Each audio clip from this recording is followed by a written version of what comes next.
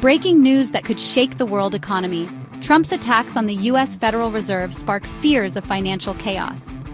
Meanwhile, political fireworks in Telangana. CM Revanth Reddy accuses BRS of a multi-crore scam in the Kaleshwaram project. From deadly floods in Pakistan to tense global summits, and even the Pope speaking out after a school tragedy, the world is on edge. And in the U.S., the massive flat fire is raging, burning 23,000 acres and threatening over 1,000 homes. And here's a chilling reminder. On this very day, in 1939, World War II began with Germany invading Poland. Subscribe for daily updates.